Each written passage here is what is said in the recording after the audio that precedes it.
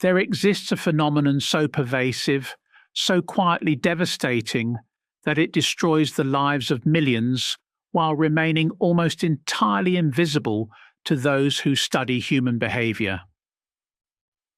You who have felt your energy drain after certain conversations, who have found yourself inexplicably exhausted after spending time with particular people, who have noticed that your brightest days somehow turn dark in the presence of specific individuals, you are not imagining this. You are experiencing something far more sinister than simple social fatigue. What I am about to reveal to you challenges everything our culture has taught us about kindness, about helping others, about what it means to be a good person, because buried beneath the surface of every empath lies a psychological mechanism so ancient, so deeply wired into the human psyche that it operates entirely outside conscious awareness. And this mechanism does not simply attract difficult people, it magnetizes a very specific type of predator. The empath and the emotional vampire are not random encounters. They are not coincidental meetings in the vast landscape of human relationships.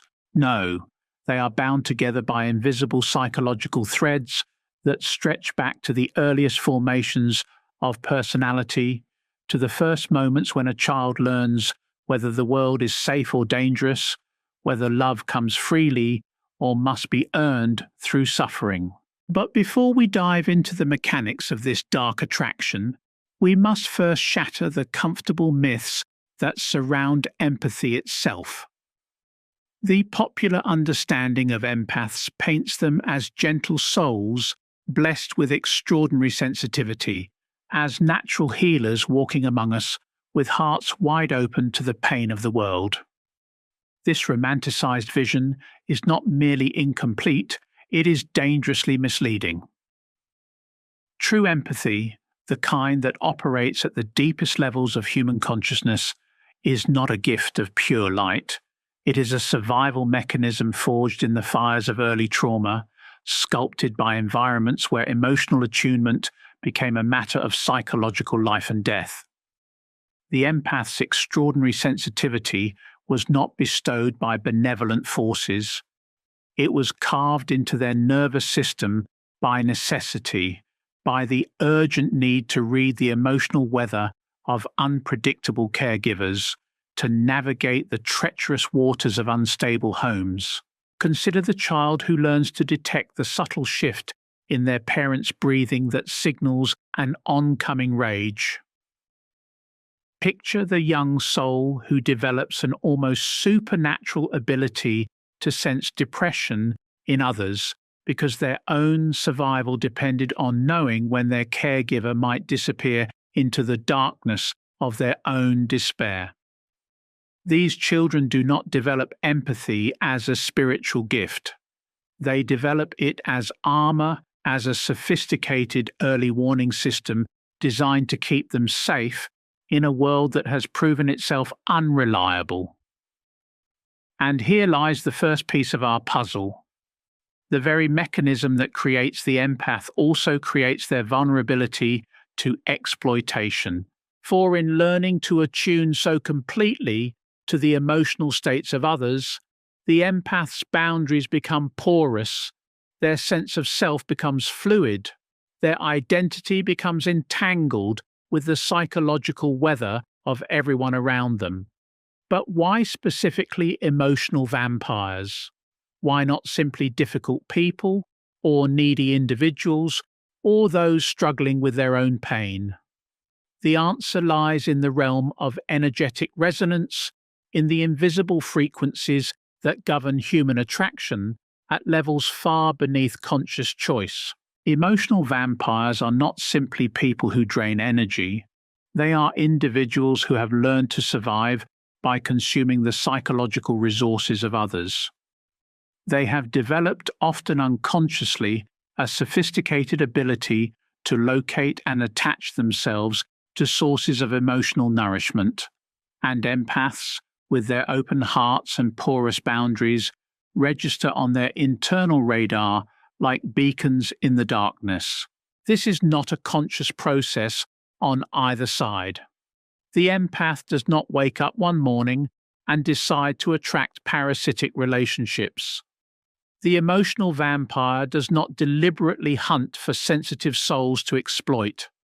Instead, both are operating from deep unconscious programming, from patterns established in the earliest years of life when the fundamental architecture of personality was being constructed.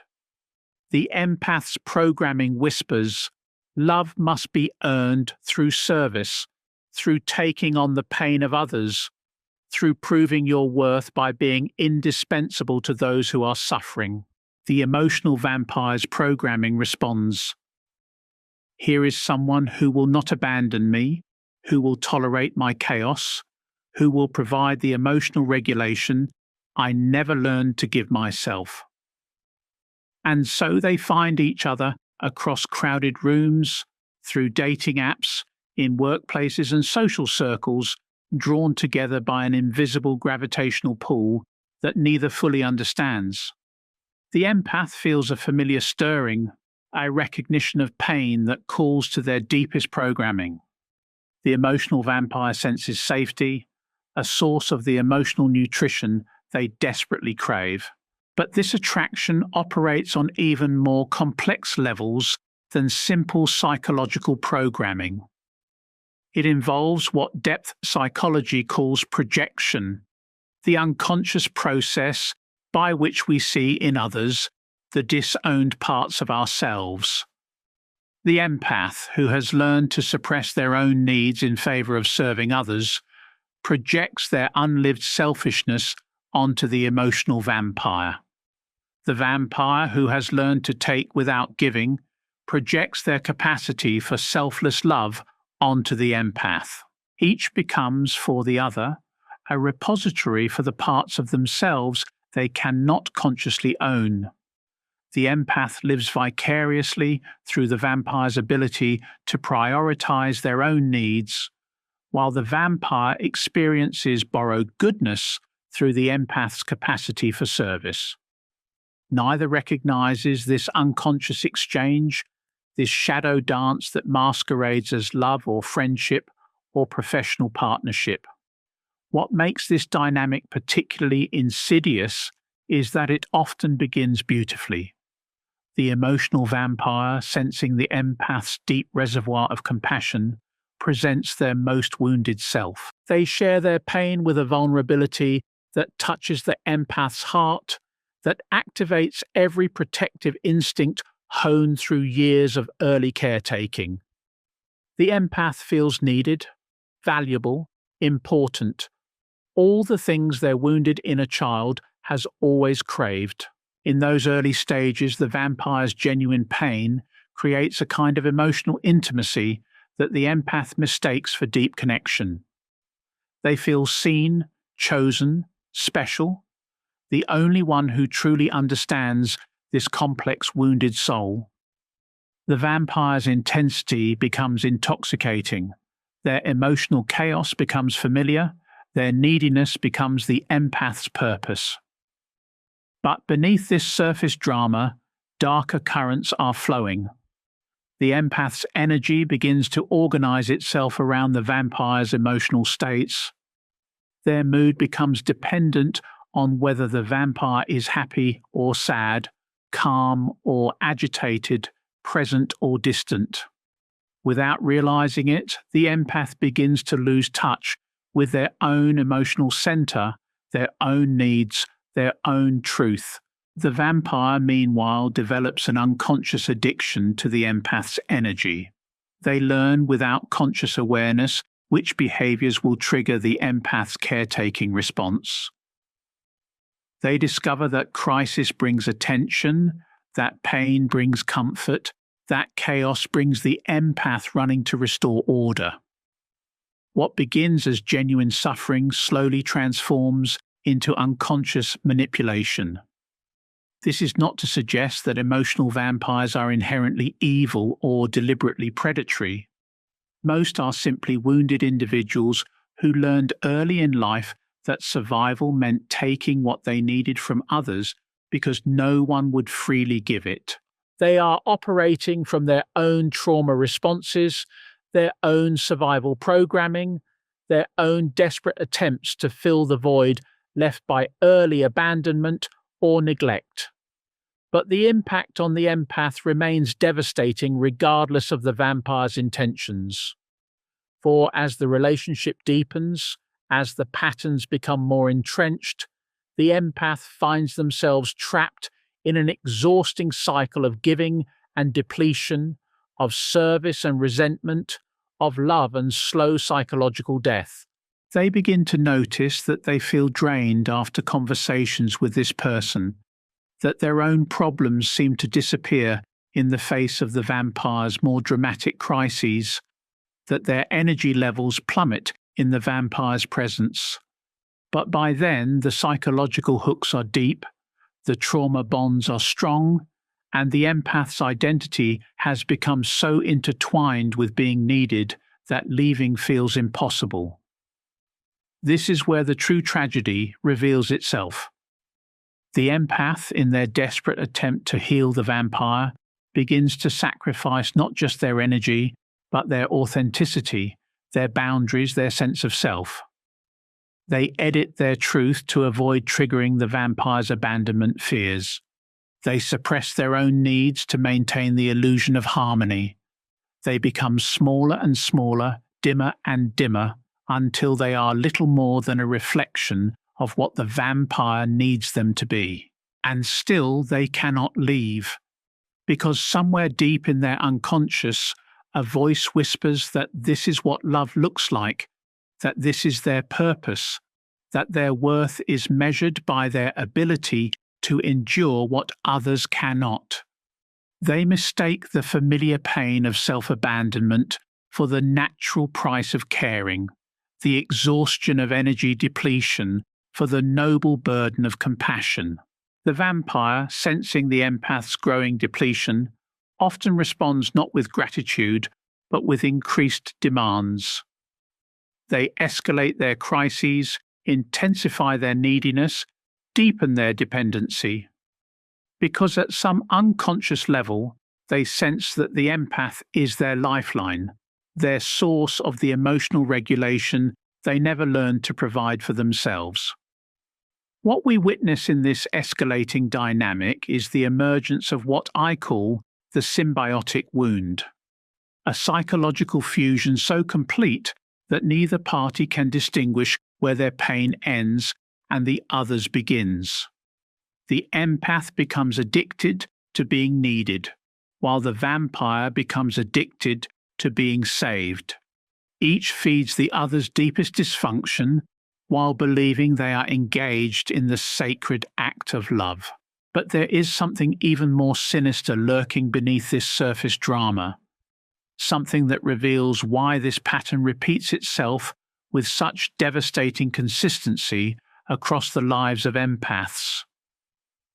It is not simply that empaths attract one vampire, they attract them repeatedly in an endless parade of energetic predators who seem to emerge from the shadows the moment the previous relationship ends. This repetition is not coincidence. It is the unconscious mind's attempt to resolve an ancient wound, to finally get the love it never received by perfecting the art of self-sacrifice. The empath's psyche whispers a terrible lie. If you can just love this broken person completely enough, if you can just heal them thoroughly enough, if you can just prove your worth definitively enough, then you will finally be worthy of the unconditional love you never received. And so the empath enters each new relationship carrying an invisible sign that only vampires can read, a psychic advertisement that broadcasts their availability for exploitation. This sign is written in the language of energy, in the subtle emanations that flow from unhealed wounds, in the frequency of desperate hope that surrounds those who mistake codependency for connection. The vampire's unconscious radar locks onto this frequency with predatory precision. They sense without conscious awareness the empath's deep well of unmet needs disguised as selfless service. They recognize the familiar signature of someone who will tolerate the intolerable, who will explain away the inexcusable, who will remain loyal even as they are slowly consumed. But what creates this frequency? What makes some individuals radiate this invisible invitation to exploitation while others naturally repel such predatory attention? The answer lies in the realm of what depth psychology calls the shadow. Those aspects of ourselves we have disowned, rejected, and pushed into the darkness of the unconscious mind. The empath's shadow contains all the selfishness they never allowed themselves to express, all the anger they learned was unacceptable, all the boundaries they were taught were cruel. Having rejected these essential aspects of healthy human psychology, they unconsciously seek completion through relationship with those who embody what they cannot own. The vampire becomes the empath's shadow made flesh, selfish where they are selfless, demanding where they are accommodating, boundaried where they are permeable. Through the vampire, the empath experiences vicarious selfishness, gets to witness someone who takes without apology, who prioritizes their own needs without shame. This shadow projection creates a psychological magnetism that transcends conscious choice. The empath is drawn to the vampire not despite their toxic qualities, but because of them. At an unconscious level, the vampire represents the empath's unlived life, their disowned power, their rejected right to matter. Meanwhile, the vampire projects their own disowned capacity for love, service, and selflessness onto the empath. The empath becomes the vampire's unlived goodness, their rejected conscience, their abandoned ability to care for others. Each sees in the other what they cannot see in themselves, creating a hall of mirrors where neither can recognize the reflection of their own wholeness. This projection dance is so unconscious, so automatic, that both parties genuinely believe they are experiencing love when they are actually experiencing psychological completion through another person. The intensity they mistake for passion is actually the relief of finding someone willing to carry their disowned qualities, to live out the aspects of themselves they have rejected. But projection is inherently unstable. What we project onto others eventually returns to us, usually with compound interest. The empath begins to resent the vampire's selfishness while remaining unconscious of their own need to matter. The vampire begins to feel suffocated by the empath's giving while remaining unconscious of their own capacity for generosity. As these projections begin to crumble, as the unconscious material begins to surface, the relationship enters its most dangerous phase. The empath starts to see glimpses of their own enabling, their own addiction to being needed, their own terror of abandonment disguised as compassion. The vampire begins to recognize their own dependency, their own inability to self-regulate, their own fear of intimacy disguised as intensity. Neither wants to face these uncomfortable truths, and so they often double down on their familiar patterns, the empath giving more desperately, the vampire taking more aggressively, each trying to force the other back into their projected role. The relationship becomes a war zone where both parties fight desperately to avoid confronting the truth of their own wholeness. It is here that many empaths make a crucial mistake, sensing the relationship's toxicity, recognizing their own depletion. They focus entirely on the vampire's pathology while remaining blind to their own. They see clearly the vampire's manipulation, their emotional instability, their parasitic behavior, but they cannot see their own desperate need to be needed, their own terror of being ordinary, their own addiction to intensity disguised as depth. This partial awakening is dangerous because it allows the empath to maintain their identity as victim while avoiding the harder work of examining their own unconscious motivations. They leave the relationship convinced that they simply chose poorly, that they were unlucky in love, that they need better boundaries to protect their sensitive nature. But boundaries alone cannot solve this problem because the issue is not external, it is internal. The empath's vulnerability to vampires stems not from insufficient protection, but from unconscious attraction. They are not randomly victimized by predators. They are unconsciously calling them forth through the frequency of their unhealed wounds. The vampire serves as a mirror for the empath's disowned selfishness, their rejected anger, their abandoned right to prioritize their own needs. Until the empath can reclaim these shadow qualities, can integrate the full spectrum of human psychology within themselves, they will continue to attract external representations of what they cannot own internally.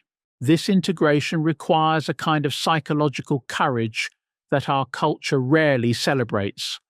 It demands that the empath face the uncomfortable truth that their giving is not purely altruistic, that their service contains elements of control, that their compassion masks a desperate need for significance. It requires them to acknowledge that they have been unconsciously participating in their own exploitation, that they have been addicted to the drama they claim to despise. But this recognition, painful as it is, offers the first real hope of freedom. For when the empath begins to see their own shadow, when they start to reclaim their disowned qualities, when they learn to give themselves what they have been desperately seeking from others, the vampire's power begins to dissolve. The frequency changes. The invisible sign that advertised their availability for exploitation begins to fade. The unconscious magnetism that drew predators from across the psychological landscape starts to weaken. And in its place, something entirely different begins to emerge. The quiet strength of someone who no longer needs to be needed, the gentle power of someone who has learned to complete themselves. This transformation is not about becoming cold or uncaring. It is about becoming whole. It is about developing the capacity to love without losing oneself, to serve without self-abandonment, to care without codependency. It is about learning that true empathy flows not from woundedness, but from wholeness, not from deficit, but from abundance. The empath who has done this inner work no longer radiates the frequency of desperate need disguised as selfless service. Instead, they emanate the calm presence of someone who has made peace with their own humanity, who has integrated their capacity for both giving and receiving, who has learned that love does not require self-sacrifice.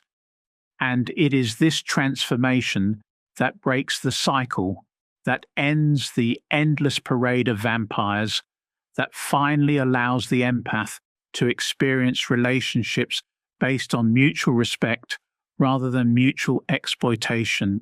For when we stop seeking external completion, when we cease projecting our disowned qualities onto others, when we learn to love ourselves with the same intensity we once reserved for broken souls, we discover something miraculous. We become unavailable for exploitation, not because we have built higher walls, but because we no longer need what the vampires are offering. The recognition of this pattern, however, opens a doorway to an even deeper understanding, one that reveals the most hidden aspect of the empath-vampire dynamic. For beneath the surface of psychological projection and shadow integration lies something far more ancient, something that connects to the very roots of human survival and the formation of what we might call the archetypal wound. You see, the empath's attraction to emotional vampires is not merely a product of personal psychology or childhood trauma, though these certainly play their roles. It is also an expression of something far older, something that speaks to the collective human experience of abandonment, of the primal terror that lives in every soul, the fear of being utterly alone in an indifferent universe. This fear is so fundamental, so woven into the fabric of human consciousness, that it operates beneath all our conscious defenses, beneath all our rational understanding. The emotional vampire represents, at the deepest level, the empath's own abandoned self. Not the self that was rejected by others, but the self that was rejected by the empath themselves. The needy, demanding, chaotic aspects of their own nature that they learn to exile in order to survive. The vampire embodies what the empath was never allowed to be: openly selfish, unashamed of their needs, willing to take what they require regardless of the cost to others. This is why the initial attraction feels so magnetic, so undeniable. The empath encounters in the vampire their own disowned hunger, their own rejected right to matter, their own abandoned claim to significance. The vampire's shameless neediness awakens something in the empath that has been sleeping for decades. The memory of their own original need, the echo of their own earliest cry for attention and care. But this recognition comes wrapped in the familiar clothing of service, disguised as the noble impulse to heal. The empath cannot consciously acknowledge their attraction to the vampire's selfishness, their fascination with someone who takes without apology. Instead, they frame their magnetism as compassion, their obsession as empathy, their codependency as love.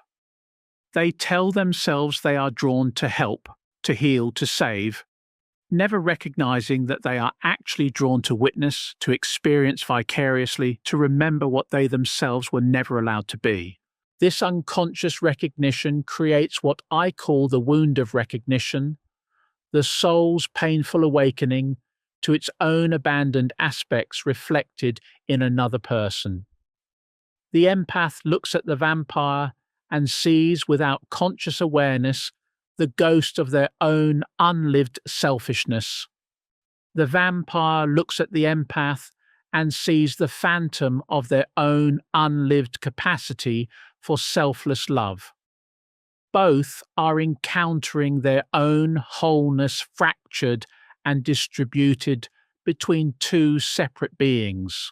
And here we discover why these relationships are so intensely addictive, why they create such powerful chemical responses in the brain, why empaths often describe feeling high in the early stages of vampire relationships. They are not simply experiencing attraction to another person. They are experiencing the intoxication of psychological completion, the rush of finding the missing pieces of their own soul walking around in someone else's body. The brain releases the same neurochemicals that flood the system during intense spiritual experiences, during moments of profound recognition, during encounters with the divine. Because in a very real sense, the empath is having a spiritual experience. They are meeting the god or goddess of their own disowned qualities, the deity of their own rejected aspects. The vampire becomes a living altar where the empath can worship the parts of themselves they never learned to love. But this kind of worship is inherently destructive because it maintains the split, reinforces the projection, keeps the empath forever seeking outside themselves what can only be found within. The vampire becomes a drug that promises wholeness but delivers only temporary relief from the pain of self-abandonment. Like all addictive substances, the vampire provides momentary satisfaction while simultaneously deepening the underlying deficiency. The empath becomes convinced that they need this particular vampire to feel complete, that without access to the vampire's energy, they will return to the deadness they felt before the relationship began. They develop what addiction specialists call tolerance, needing more and more of the vampire's chaos, more and more of their intensity, more and more of their neediness to achieve the same high of feeling important, needed, significant. Meanwhile, the vampire develops their own addiction to the empath's energy, their own dependence on the external regulation the empath provides. They begin to panic at any sign that the empath might withdraw, might develop boundaries, might begin to prioritize their own needs. The vampire's survival instincts kick in, activating increasingly desperate strategies to maintain their access to the empath's life force. This mutual addiction creates what trauma therapists call a trauma bond, a connection forged not through healthy attachment, but through shared wounding, through the mutual activation of each other's deepest fears. The empath's terror of abandonment locks onto the vampire's terror of abandonment, creating a psychological prison where neither can leave without facing the very annihilation they have spent their lives trying to avoid. The tragedy is that both parties genuinely believe they are experiencing love when they are actually experiencing the desperate clinging of two drowning people who mistake their mutual panic for passionate connection. They confuse intensity with intimacy, chaos with chemistry, need with love. The relationship becomes a hall of mirrors where each sees in the other's eyes only the reflection of their own unmet hunger. But there is something even more insidious at work in these dynamics, something that reveals why empaths often find themselves trapped in not just one, but multiple vampire relationships throughout their lives. Each vampire that enters the empath's orbit carries a slightly different flavor of the same essential wound, represents a different aspect of the empath's disowned shadow, mirrors a different facet of their abandoned wholeness. The first vampire might embody the empath's disowned anger, explosive, unpredictable, uncontained. Through this relationship, the empath gets to experience rage vicariously while maintaining their identity as the peaceful one, the calm one, the one who never loses control. They become addicted to the vampire's emotional storms while remaining unconscious of their own suppressed fury. The second vampire might represent the empath's rejected sexuality, raw, demanding, unashamed. Through this connection, the empath explores their own disowned desires while preserving their image as the pure one, the spiritual one, the one who loves souls rather than bodies. They become fascinated by the vampire's shameless appetite while denying their own hunger for physical intimacy. The third vampire might embody the empath's abandoned ambition, ruthless, focused, willing to use others to achieve their goals. Through this bond, the empath tastes power secondhand while maintaining their identity as the humble one, the selfless one, the one who would never manipulate others for personal gain. They become mesmerized by the vampire's willingness to take what they want, while remaining blind to their own suppressed drive for recognition and success. Each vampire serves as a different mirror for the empath's fragmented wholeness, a different doorway into the aspects of themselves they have learned to fear, hate, or deny. The empath moves from relationship to relationship, not because they are unlucky in love, but because they are unconsciously collecting the scattered pieces of their own soul, gathering the various aspects of their own humanity that were deemed unacceptable by early caregivers or cultural conditioning. This collecting process would be healing if it led to integration, if the empath could recognize what they are truly seeking and reclaim these qualities within themselves. But instead, it usually leads to addiction, to the endless pursuit of external vampires who can provide temporary access to disowned aspects of the self without requiring the terrifying work of actually owning these qualities. The empath becomes a psychological tourist, visiting their own shadow through relationship with others, rather than doing the harder work of moving into the shadow permanently, of making peace with the full spectrum of their own humanity. They prefer the intensity of projection to the steadiness of integration, the drama of external seeking to the quiet revolution of internal reclamation. But this external seeking comes at an enormous cost. Each vampire relationship depletes the empath's energy reserves, fragments their sense of self, and reinforces their belief that wholeness can only be found through connection with others. They become increasingly dependent on external sources of completion while growing more and more disconnected from their own internal resources. The empath's life becomes a series of emotional crises punctuated by brief periods of recovery, a cycle of depletion and restoration that never quite returns them to their original vitality. They begin to identify with exhaustion, to wear their weariness as a badge of honor, to mistake their chronic depletion for evidence of their deep sensitivity and spiritual advancement. Friends and family members watch in horror as the empath shrinks, dims, becomes a shadow of their former self. They offer advice, set boundaries, even stage interventions, but nothing seems to penetrate the empath's strange loyalty to their own destruction. Because from the outside, it looks like self-sabotage, like an inexplicable attraction to toxic people. From the inside, it feels like the only path to wholeness, the only way to experience the fullness of human emotion and experience. The empath cannot explain to others why they keep choosing the same type of partner, why they are drawn to chaos and intensity, why they seem to prefer difficult relationships to easy ones.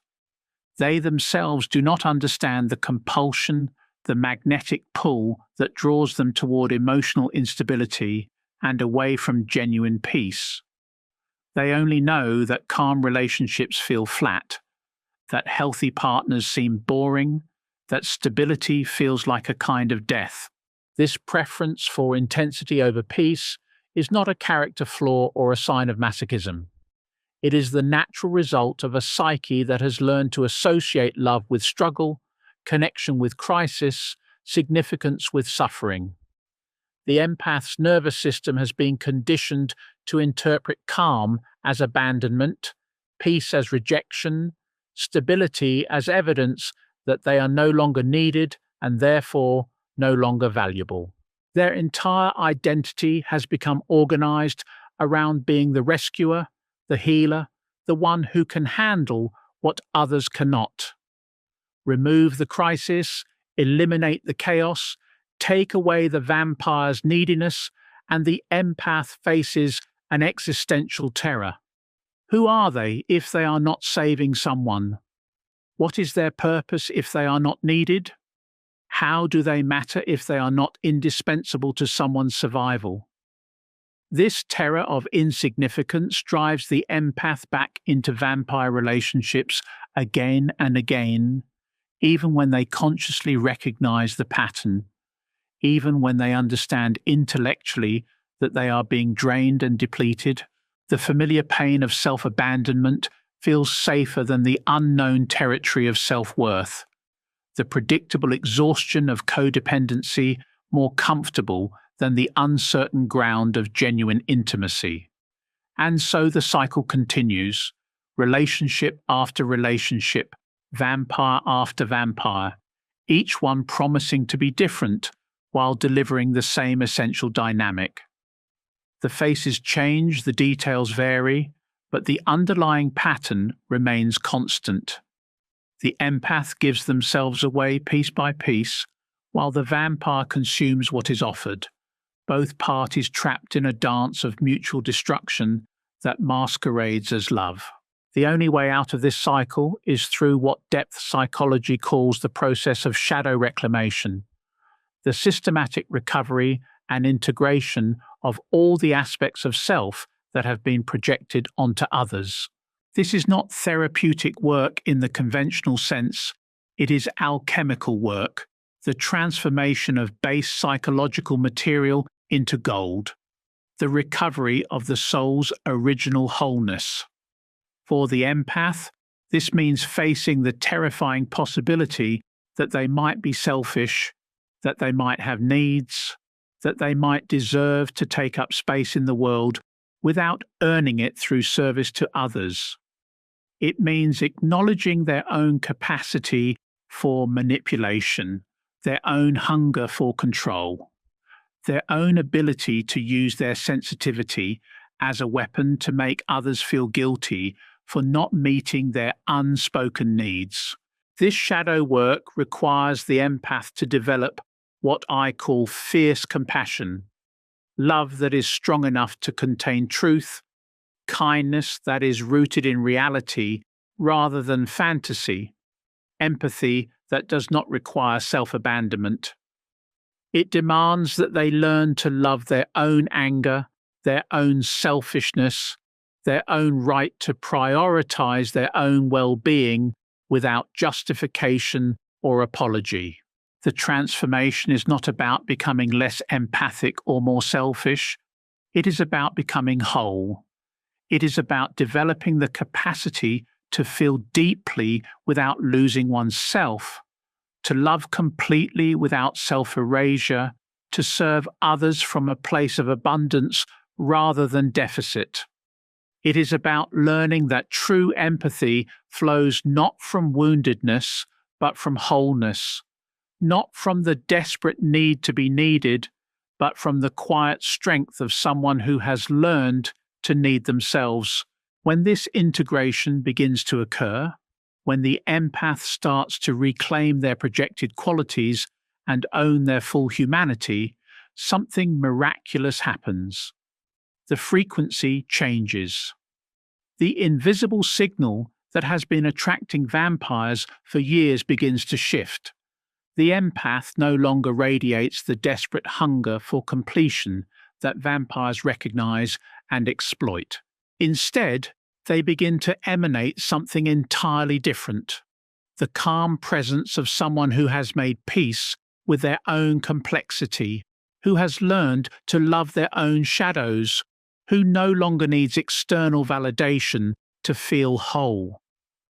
This new frequency is deeply attractive to healthy individuals while being completely repellent to vampires who can sense that this person is no longer available for the kind of relationship they require.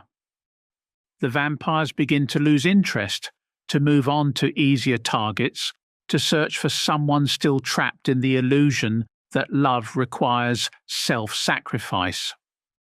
The empath finds themselves alone for the first time in years, no longer defined by their relationships, no longer organizing their life around someone else's chaos. This solitude can be terrifying initially, as the empath comes face to face with the silence they have been avoiding through constant relationship drama. But it is in this silence that the real healing begins, where the empath finally has the space to hear their own voice, to feel their own feelings, to discover who they are when they are not performing the role of savior. This silence is not empty. It is pregnant with possibility, thick with the presence of a self that has been waiting patiently beneath years of performance and projection. In this space, the empath begins to discover something that has been hidden all along: their own capacity for self-nourishment, their own ability to provide the very thing they have been seeking desperately from others. But this discovery does not come easily. The empath, who has spent years defining themselves through their relationships, who has measured their worth by their ability to heal others, faces what mystics have called the dark night of the soul. Without the familiar drama of vampire relationships to distract them, they are forced to confront the vast emptiness they have been trying to fill through external connection. This emptiness is not a sign of failure. It is the sacred void from which all authentic selfhood emerges. It is the fertile darkness that precedes every genuine birth, the necessary dissolution that comes before every real transformation. The empath must learn to sit with this emptiness without immediately rushing to fill it with another troubled soul who needs saving. In the depths of this silence, buried memories begin to surface. The empath starts to remember moments from childhood when their own needs were dismissed, when their own pain was invalidated, when they learned that the only way to receive attention was to focus entirely on someone else's suffering. They begin to see how early they learned to translate their own hunger into service, their own longing into availability for others' chaos. These memories are not merely personal. They carry the weight of generations, the accumulated pain of ancestors who also learned that love must be earned through self-sacrifice.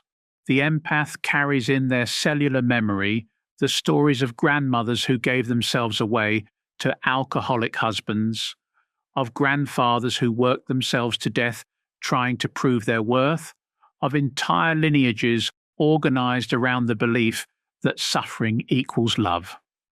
This generational programming runs so deep that breaking free from it requires what shamanic traditions call soul retrieval, the conscious reclamation of the parts of self that were lost or given away in the name of survival. The empath must journey into their own underworld, must face the parts of themselves they have been taught to fear, must embrace the very qualities they have spent their lives projecting onto vampires. The journey begins with anger, the rage that has been building for years beneath the surface of endless giving, the fury at having been taken advantage of, the indignation at having been treated as a resource rather than a person. This anger is holy, necessary, the fire that will burn away the false beliefs about love and service that have kept the empath trapped in cycles of exploitation. But anger alone is not enough. The empath must also reclaim their right to selfishness, their permission to prioritize their own needs without guilt or justification. They must learn to say no without explanation, to choose themselves without apology, to disappoint others without taking responsibility for their disappointment. This is perhaps the most difficult part of the journey, because it requires the empath to violate everything they have been taught about goodness, kindness, and spiritual advancement. They must learn that true compassion includes compassion for themselves, that authentic service flows from fullness rather than emptiness, that genuine love requires the presence of a self to do the loving. As the empath begins this work of reclamation, they often experience what feels like a complete personality reorganization. Old patterns of thinking and feeling begin to crumble. Relationships that were built on the foundation of their endless availability begin to strain and sometimes break. People who have grown accustomed to the empath's constant giving react, with confusion, anger, or manipulation when boundaries are finally established. This is the testing phase, when the empath's new sense of self is challenged by every person who has benefited from their old patterns. Family members may accuse them of becoming selfish. Friends may withdraw when they are no longer available for endless emotional processing. Former vampires may launch campaigns to pull them back into the familiar dance of rescue and consumption. The temptation to return to old patterns is enormous during this phase. The empath's nervous system, conditioned for years to associate love with struggle, begins to interpret the absence of chaos as evidence that they are no longer loved. The silence that once felt pregnant with possibility begins to feel like abandonment. The freedom they fought so hard to achieve starts to feel like isolation. But this is precisely when the deepest healing begins. For it is only when the empath can sit with their own loneliness without immediately seeking to fill it with another person's need that they begin to discover the presence that has been waiting within them all along. It is only when they can tolerate their own company without distraction that they begin to access their own internal sources of nourishment and validation. This internal discovery is not dramatic or theatrical. It comes as a quiet knowing, a gentle recognition that they have always been enough, that their worth was never dependent on their usefulness to others, that their value was established long before they learned to earn love through service. The empath begins to understand that they have been seeking externally what was always available internally. With this recognition comes a fundamental shift in how they relate to the world. The desperate hunger for external validation begins to subside. The compulsive need to fix others' problems starts to fade. The magnetic pull toward chaos and crisis gradually weakens. In its place emerges something entirely different: a quiet confidence, a gentle strength, a presence that is both deeply compassionate and utterly self-contained. This transformation is not about becoming less sensitive or more selfish. It is about becoming sovereign. The empath learns to feel deeply without drowning, to love completely without losing themselves, to serve others from a place of choice rather than compulsion. They develop what ancient traditions called the middle way, the path between the extremes of total self-sacrifice and complete self-absorption. From this centered place, the empath's gifts take on an entirely different quality. Their sensitivity becomes a tool for discernment rather than a vulnerability to exploitation. Their compassion becomes fierce and protective rather than enabling and codependent. Their ability to feel others' emotions becomes a superpower rather than a curse, because they now know how to feel without becoming. But perhaps most importantly, they begin to attract entirely different types of relationships. The frequency they now emanate, the signal of someone who is whole, self-contained, and available for genuine connection rather than codependent fusion, calls forth partners who are equally whole, equally self-aware, equally committed to growth and truth. These new relationships feel different from the beginning.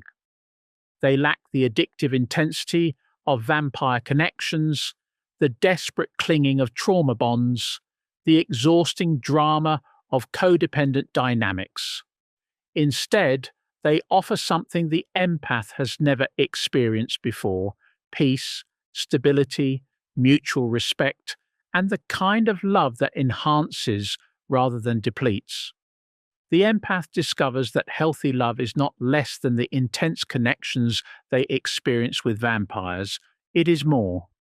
It contains depths they never imagined, intimacies they never dreamed possible, and a sustainability that allows it to grow stronger over time rather than burning out in a blaze of mutual destruction. This discovery often comes as a shock to empaths who have spent years believing that intensity equals depth, that struggle equals significance, that suffering equals love. They must learn to trust the unfamiliar territory of relationships that feel good, that support their growth rather than demanding their sacrifice, that celebrate their wholeness rather than exploiting their wounds. The journey from vampire attraction to healthy connection is not linear or predictable. There are setbacks, moments of doubt, times when the old patterns reassert themselves with surprising strength. The empath may find themselves temporarily drawn back into familiar dynamics, temporarily seduced by the promise of significance through suffering. But each time they recognize the pattern and choose differently, each time they prioritize their own well-being over someone else's comfort, each time they say no to what diminishes them and yes to what nourishes them, they strengthen their new neural pathways and weaken the old ones. The transformation becomes more solid, more integrated, more permanent. Eventually, something remarkable happens. The empath stops thinking about vampires altogether. They no longer scan their environment for people to save, no longer feel responsible for others' emotional states, no longer organize their life around crisis and chaos. The old patterns become as foreign to them as a language they once spoke but have now forgotten. In their place emerges a way of being that is both deeply empathic and utterly grounded, both profoundly compassionate and completely self-possessed. The empath has not lost their gift. They have refined it, purified it, learned to wield it consciously rather than being wielded by it unconsciously.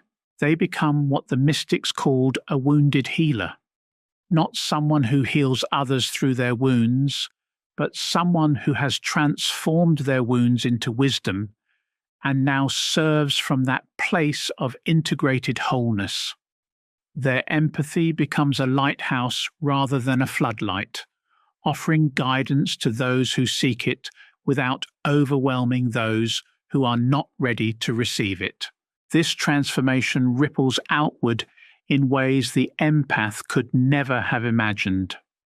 Their children, if they have them, grow up with a different model of love, one that includes self-care, boundaries, and the radical notion that healthy relationships enhance rather than diminish the people involved. Their friends learn new ways of relating that honor both connection and autonomy.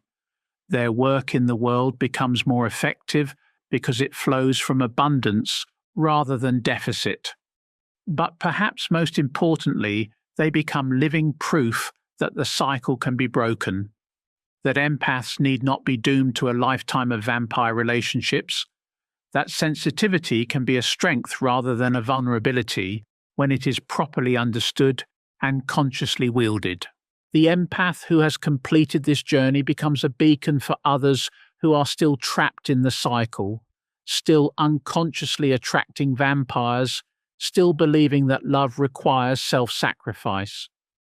Not through preaching or teaching, but simply through their presence, they demonstrate that another way is possible.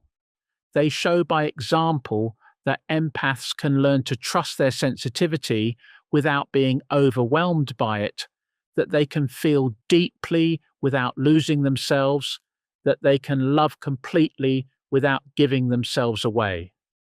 They prove that the very quality that made them vulnerable to vampires, their capacity for deep feeling, can become their greatest strength when it is rooted in self-knowledge and bounded by healthy limits.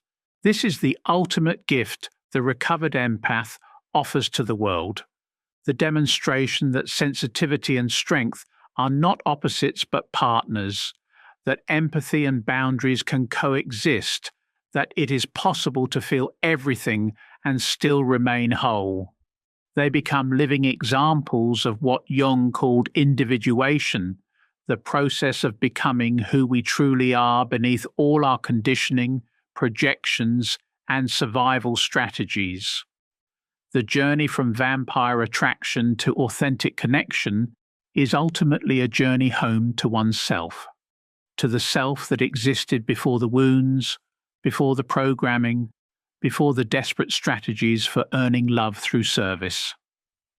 It is a return to the original wholeness that was always there, waiting patiently beneath years of fragmentation and projection. And it is from this place of recovered wholeness that the empath finally understands the deepest truth about their gift, that it was never meant to be a burden, never intended to be a source of suffering, never designed to make them available for exploitation. Their sensitivity is a sacred capacity, their empathy a divine endowment, their ability to feel deeply a precious gift to be treasured and protected rather than squandered on those who would consume it. The empath's journey from unconscious attraction to vampires to conscious choice of healthy relationships is nothing less than a hero's journey, a descent into the underworld of their own psyche, a confrontation with the forces that have held them captive, and a return to the world bearing the treasure of their own reclaimed wholeness. This treasure cannot be stolen, cannot be given away, cannot be depleted by others' demands. It is the inexhaustible source from which all authentic empathy flows, the wellspring from which genuine service emerges, the foundation upon which healthy relationships are built. And once discovered, once integrated, once claimed as their own, it transforms not only the empath's life, but the lives of everyone they touch. The transformation I have described is not merely psychological healing, it is spiritual alchemy of the highest order. For when the empath finally reclaims their wholeness, when they learn to contain their own fire rather than pouring it endlessly into others' darkness, they discover something that changes everything. They realize that their attraction to vampires was never about love at all. It was about completion.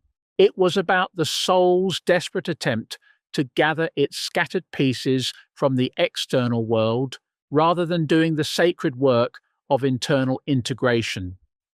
But there is a deeper layer to this mystery, one that reveals why the vampire-empath dynamic has become so prevalent in our modern age.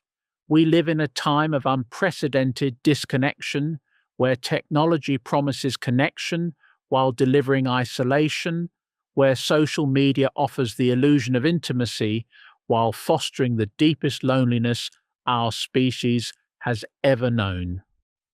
In this landscape of artificial connection and genuine isolation, both empaths and vampires are multiplying at alarming rates. The modern world has created what I call the empathy crisis, a collective wound so vast that it generates endless streams of both those who feel too much and those who feel too little. Our culture rewards emotional numbness while simultaneously demanding constant availability for others' feelings. We are taught to be productive rather than present, efficient rather than empathic, successful rather than soulful. In this environment, natural sensitivity becomes distorted, authentic empathy becomes weaponized, and the sacred art of feeling becomes a liability rather than a gift. Children grow up in homes where parents are physically present but emotionally absent, where screens mediate more interactions than human touch, where the rhythms of natural connection have been replaced by the artificial urgency of digital communication. These children learn to adapt by developing either hypersensitivity or complete emotional shutdown. They become either empaths who feel everything or vampires who feel nothing. Both responses to the same fundamental wound of disconnection.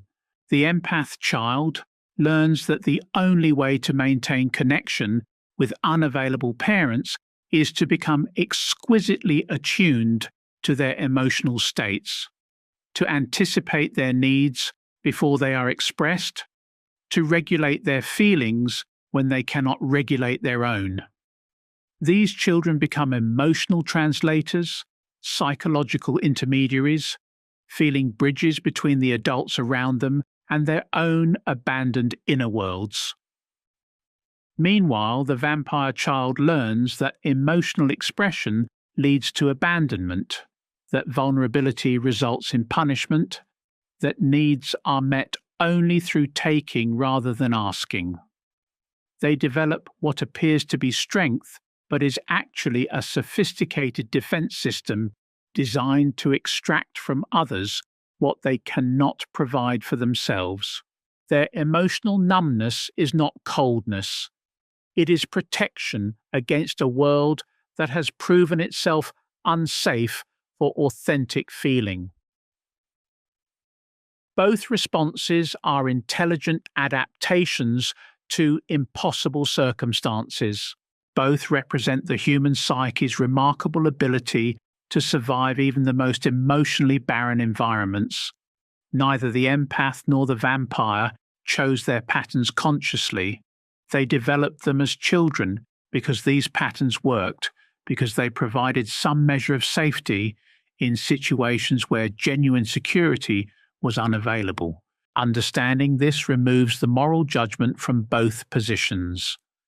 The empath is not virtuous for feeling too much, and the vampire is not evil for feeling too little. Both are wounded beings trying to navigate a world that has forgotten how to hold the full spectrum of human emotion with wisdom and grace. Both are seeking the same thing: authentic connection, genuine love, real intimacy. But their early programming has taught them to seek these treasures in ways that ultimately prevent them from finding what they truly desire. The tragedy is that when empath and vampire find each other, when their complementary wounds lock together like puzzle pieces, both believe they have found love when they have actually found familiarity. The vampire's emotional numbness feels like safety to the empath who has been overwhelmed by feeling. The empath's hypersensitivity feels like life to the vampire who has been deadened by disconnection. Each provides the other with a temporary respite from their own particular form of suffering. But this respite comes at an enormous cost. The empath's sensitivity, instead of being honoured and refined, becomes a resource for the vampire to exploit. The vampire's strength, instead of being healing and protective, becomes a mechanism for consuming the empath's vitality. What begins as mutual healing becomes mutual harm. What starts as complementary gifts becomes reciprocal destruction. The dance between them follows predictable stages, each more destructive than the last. In the beginning, there is the honeymoon phase. The vampire feels alive in the presence of the empath's feeling, while the empath feels important in the presence of the vampire's need. Both experience what they mistake for love, but is actually the temporary relief from their own core wounds. Then comes the testing phase, where each begins to push against the other's boundaries to see how much they can take or give. The vampire escalates their demands to ensure the empath's continued availability. The empath increases their giving to maintain the vampire's interest and approval. Both are operating from scarcity, from the belief that love is a limited resource that must be hoarded or earned, rather than an infinite wellspring that flows naturally from wholeness. As the relationship deepens, the fusion phase begins. The empath's identity becomes increasingly organized around the vampire's needs, moods, and demands. The vampire's emotional regulation becomes increasingly dependent on the empath's constant availability and energy. Neither can tell where their own feelings end and the other's begin. They have created what trauma therapists call an enmeshed system, a psychological prison where both are trapped by their mutual dependency. The final stage is the depletion phase, where the empath begins to show signs of serious energy drain, while the vampire becomes increasingly desperate to maintain their supply. The empath may develop chronic fatigue, autoimmune disorders, depression, or anxiety, their body finally rebelling against the constant outflow of energy without adequate restoration. The vampire may become more controlling, more manipulative, more willing to use guilt, fear, or anger to maintain the empath's compliance. It is often only at this stage, when the empath's health begins to fail, when their other relationships suffer, when their life force dims to a flicker, that they begin to question the dynamic.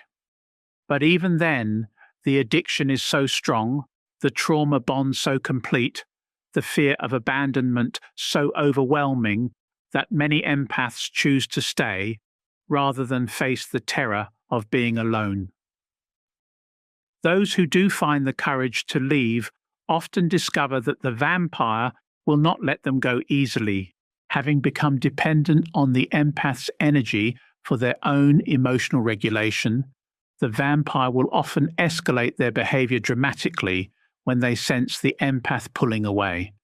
They may threaten suicide, create emergencies, or launch smear campaigns designed to destroy the empath's other relationships and force them back into the dynamic.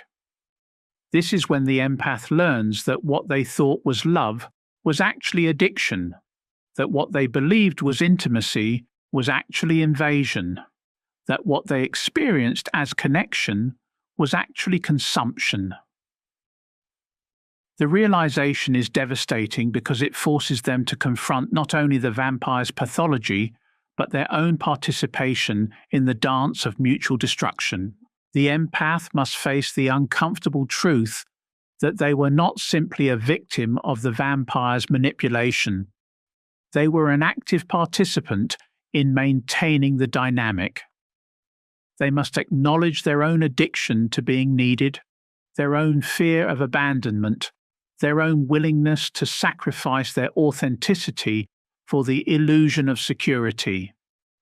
This recognition is painful but essential, because it is only when the empath takes responsibility for their part in the pattern that they can begin to change it. The journey out of vampire attraction requires what the mystics called dying before death, the willingness to let go of everything that has defined the self, even if that self was built on suffering. The empath must be willing to lose their identity as the helper, the healer, the one who can handle what others cannot. They must risk the possibility that without their usefulness, they might not be lovable at all. This death of the false self is terrifying because it feels like annihilation. The empath has spent so many years organizing their life around others' needs that they have no idea who they are when they are not serving, fixing, or rescuing someone. They must learn to tolerate the anxiety of not knowing, the discomfort of not being needed, the strange emptiness of having energy available for their own dreams and desires. But it is precisely in this emptiness that the true self begins to emerge. Like a plant that has been growing in someone else's shadow, finally receiving direct sunlight, the empath's authentic nature begins to unfold when it is no longer being constantly drained by others' demands. They discover interests they had forgotten, dreams they had abandoned, aspects of their personality that had been dormant for years. This emergence is not always smooth or comfortable.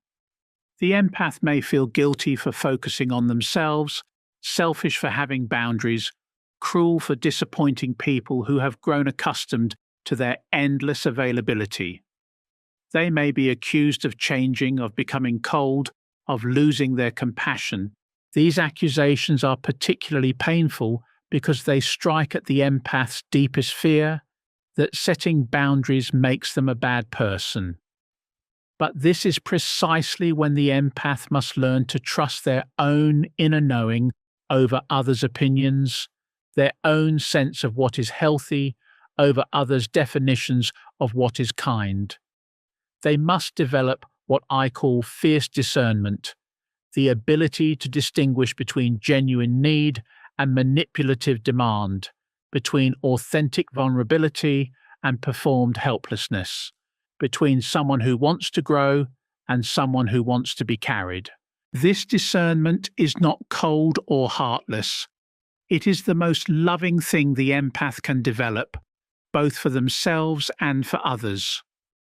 Because when empaths stop enabling dysfunction through their endless giving, they create space for others to develop their own resources, their own strength, their own capacity for self-regulation. What appears to be abandonment is actually the deepest form of care, the refusal to participate in someone else's self-destruction. The empath who develops this fierce discernment begins to notice that their relationships improve dramatically. People who were draining and demanding either learn to relate in healthier ways or naturally drift away. Those who remain prove themselves capable of genuine reciprocity, mutual respect, and authentic connection. The empath discovers that they do not need to choose between being alone and being exploited. There is a third option they had never considered: being in relationship with people who honor their sensitivity rather than exploiting it. This discovery fundamentally changes how the empath moves through the world. They no longer scan every room for people who need rescuing. They no longer feel responsible for managing others' emotional states. They no longer organize their schedule around others' crises. Instead, they begin to move from their own center to make choices based on their own inner guidance, to offer their gifts consciously rather than compulsively. The transformation is so complete that the empath often looks back at their vampire-attracting days with amazement, wondering how they ever thought such relationships were normal or healthy. The intensity they once mistook for passion reveals itself as anxiety. The drama they once interpreted as depth shows itself to be dysfunction. The neediness they once found so compelling becomes obviously manipulative.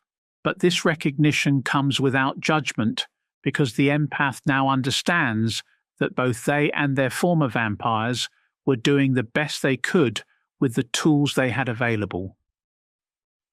The vampire was not evil for taking what was offered, and the empath was not foolish for offering what they had to give. Both were simply unconscious, simply operating from old programming, simply trying to find love in the only ways they knew how. This compassionate understanding allows the empath to forgive both themselves and their former vampires without maintaining any ongoing connection or responsibility. They can hold space for the vampire's humanity while refusing to sacrifice their own well-being. They can feel empathy for the vampire's pain while maintaining clear boundaries around their own energy.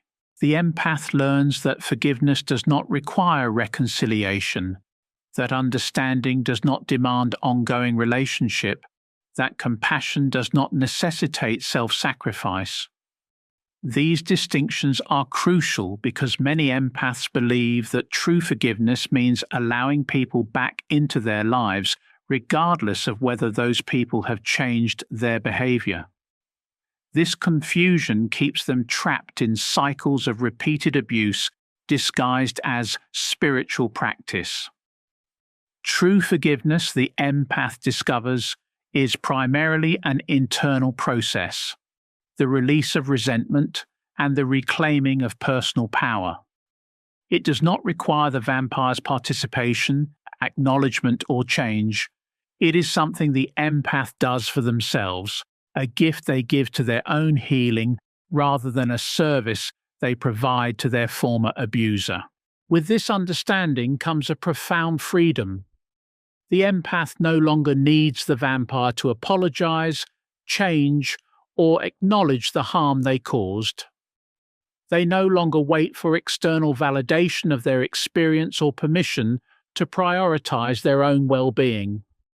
They become their own authority, their own validator, their own source of the approval they once sought desperately from others.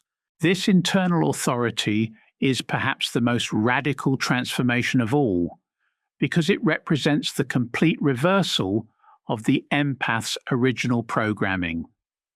Instead of looking outside themselves for confirmation of their worth, they learn to generate that confirmation internally.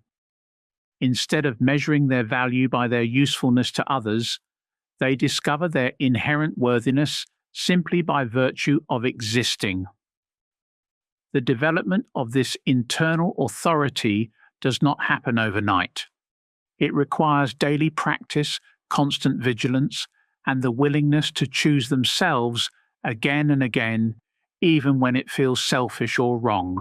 The empath must retrain their nervous system, which has been conditioned for years to prioritize others' comfort over their own truth. This retraining involves learning to recognize the subtle signs of energy drain before they become overwhelming, developing the skill to say no without extensive justification, and practicing self-care not as a luxury but as a necessity. The empath must learn to treat their own energy as sacred, their own needs as legitimate, their own boundaries as non-negotiable. As this new relationship with themselves solidifies, something remarkable happens in their external relationships. People begin to treat them differently, not because the empath is demanding different treatment, but because they are unconsciously communicating their new boundaries through their energy, their posture, their tone of voice. The empath's transformed internal state creates an invisible field that repels those who would exploit while attracting those who would honor. This shift in attraction patterns is not magical thinking, it is basic psychology. People unconsciously read each other's energy, boundaries, and availability for various types of interaction. The empath who has learned to value themselves radiates a different frequency than one who is desperate for external validation. This new frequency naturally attracts healthier relationships while repelling unhealthy ones. The empath begins to experience relationships that feel entirely different from their vampire connections. These new relationships are characterized by mutual respect, genuine reciprocity, and the kind of peace that comes from being seen and valued for who they truly are rather than what they can provide. The intensity is replaced by intimacy, the drama by depth, the chaos by genuine chemistry. But perhaps most importantly, the empath discovers that they no longer need relationship to feel complete. Their wholeness is internal, their worth is inherent, their happiness is self-generated. Relationships become an enhancement to their already full life rather than a desperate attempt to fill an inner void. This shift from need-based to choice-based relating transforms everything. When the empath no longer needs to be needed, when they no longer fear abandonment more than they fear self-abandonment, when they no longer mistake intensity for intimacy, they become available for the kind of love they never knew was possible. They discover that true love enhances rather than diminishes, supports rather than drains, celebrates rather than exploits. This transformation ripples out into every area of their life. Their work becomes more fulfilling because they choose it from passion rather than obligation. Their friendships become more authentic because they no longer perform roles to maintain connection. Their family relationships improve because they no longer enable dysfunction or accept treatment that dishonors their worth. The empath becomes a living example of what is possible when sensitivity is honored rather than exploited, when empathy is conscious rather than compulsive, when giving flows from abundance rather than emptiness. They prove that it is possible to feel deeply without drowning, to love completely without losing oneself, to serve others without self-sacrifice. But the journey is not complete with personal transformation alone. The empath who has reclaimed their wholeness often feels called to help others who are still trapped in vampire relationships, still unconsciously attracting exploitation, still believing that love requires self-abandonment. However, they must be careful not to fall back into old patterns of rescuing, of taking responsibility for others' growth, of trying to save people who are not ready to be saved. The healed empath learns to help from a different place entirely, not from the wounded healer archetype that seeks to fix others to feel worthy, but from the integrated wholeness that can offer wisdom without attachment to outcome. They become teachers not through preaching, but through modeling, guides not through rescuing, but through demonstrating what is possible. Their very presence becomes a form of service, showing others that there is another way to live, another way to love, another way to be empathic without being exploited. They prove that sensitivity can be a superpower rather than a vulnerability when it is properly understood and consciously wielded.